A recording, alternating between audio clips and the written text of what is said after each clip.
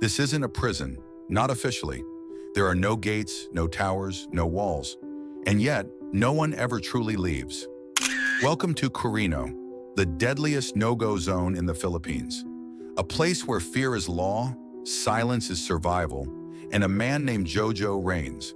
Not as a mayor, not as a cop, but as the undisputed king of a forgotten kingdom. Tucked deep inside Quezon City, Quirino looks like any overcrowded slum from above.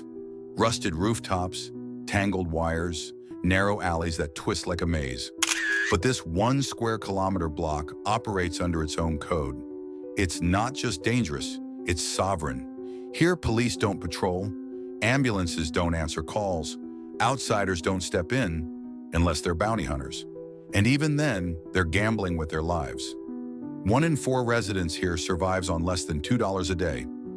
Meth, known locally as shabu, fuels the violence and the desperation. Guns outnumber school books. Hope gets traded for a hit. Yet just miles away, Manila's skyline gleams with luxury condos, rooftop bars, and casinos. 2 worlds side by side. One lives, the other endures. In 2020, Manila's official prisons were bursting at 4 times their intended capacity. According to CNN and Al Jazeera, over 4,800 men were packed into a jail built for just 1,100. But here in Quirino, there are no prison records, no inmate numbers, no trials, just invisible chains. Because Quirino is a different kind of prison, one where the inmates walk free but live under stricter rules. The gang writes the law, the people obey. And Jojo? He doesn't wear a uniform, but make no mistake, he's the warden. So what happens when a prison has no walls and is run by the criminals themselves? This is Quirino, and this is just the beginning. If you're drawn to hidden worlds, raw truths, and untold stories from inside the most dangerous places on Earth, don't forget to like, subscribe, and share this video. There's more to uncover, and it starts right here. Underneath the chaos of Quirino lies something far more structured, something that mirrors a prison more than a neighborhood. This square kilometer is no accident. It's been carved up, militarized, and controlled under the iron hand of one man, Jojo. For over 2 decades, Jojo has divided Quirino into 9 sectors. Each is patrolled by his lieutenants, men who function like block wardens in maximum security prisons. Every zone has its own lookouts, runners, and enforcers. No outsider moves unnoticed. Nothing happens here without intention. Inside these invisible walls, silence isn't just survival, it's rule number 1. Rule 2, loyalty. Break either, and you don't just disappear from the gang. You disappear, period. Punishment comes swift, and often without a trace. Jojo's men are branded with more than ink.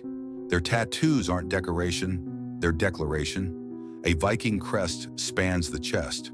1 mark for every year of loyalty. But you don't earn it all at once. Every line must be proven. Every symbol is a rank, just like the coded language of prison tattoos around the world. This structure isn't unique to Quirino. Across the Philippines, gangs like Bahala Na and Sige Sige Sputnik rule not just the streets, but the prisons too. Many began behind overcrowded bars, only to expand into slums like Quirino. What they export isn't just drugs, it's an entire command system. Discipline, hierarchy, control. It reflects what happens inside New Bilibid prison, where nearly 29,000 inmates are packed into a facility meant for just 6,000. A prison inside a prison. And just like Bilibid, in Quirino, it's not the guards in charge, it's the gangs. So while Quirino may look like a slum from above, on the ground it's something else entirely. A fortress. A prison without bars. Governed not by the state, but by a man who learned how to rule using the same blueprints as the hardest prisons in the world. And for Jojo, every inch of this invisible prison is his domain. Every prison has its archetypes: the warden, the enforcer, and the inmate who never asked to be one. In Quirino, these roles aren't assigned by courts or contracts. They're earned, and they're played by 3 lives, each trapped inside the same prison, but for entirely different reasons. First, there's Jojo, the architect of the system. His story begins behind the bars of Batangas City Jail, where he learned how to survive, then how to lead. In one of the most brutal correctional facilities in the Philippines, Jojo didn't just rise through the ranks. He founded a new one. And when he left, he didn't walk out reformed. He walked out ready to take over. Today, Jojo controls more than blocks. He controls commerce, loyalty, and fear. Locals call him a protector. Outsiders call him a kingpin. Both are probably right. In a place where the government has vanished, Jojo brings order, for a cost. But his law isn't democratic. It's absolute. And when you cross it, there are no second chances. So who really holds power? The man with a badge, or the man who doesn't need one? Then there's Peter, the outsider, the bounty hunter, armed, licensed, and relentless. Peter doesn't wear a badge, but he's sanctioned to do what most can't, or won't. Track, target, eliminate. He hunts the worst of the worst. Gun runners, drug lords, and Jojo is always in the crosshairs.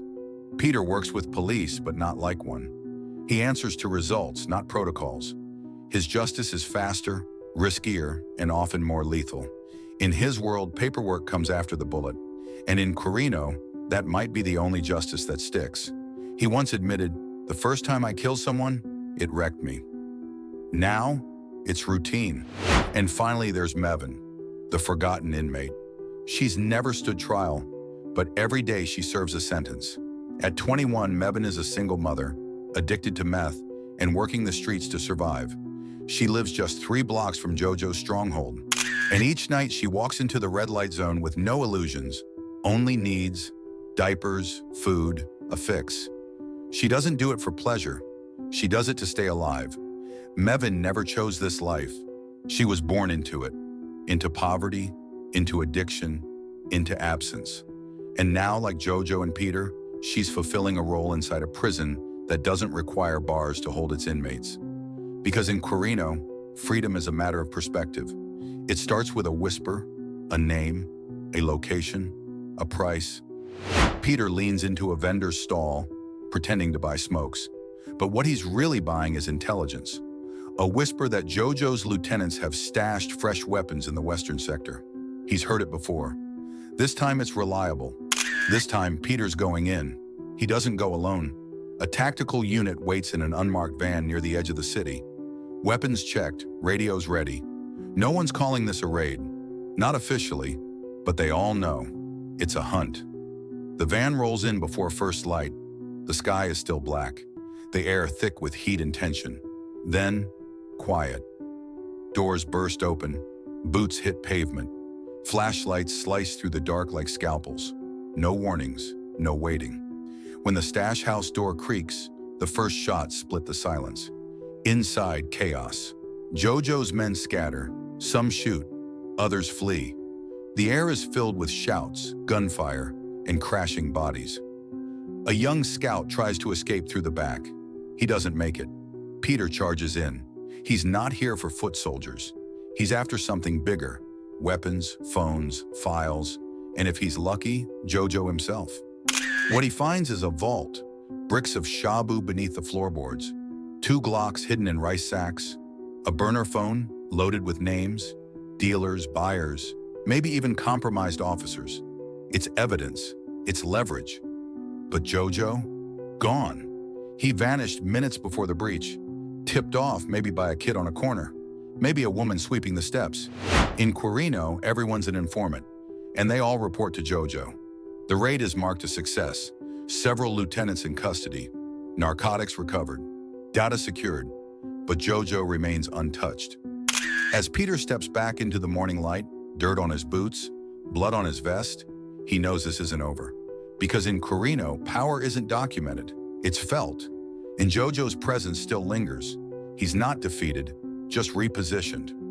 The sun climbs over Quirino, slow and indifferent. The streets are subdued. Jojo's men, thinned, some dead, some missing, some regrouping. Peter files his report, turns in the weapons, collects his bounty.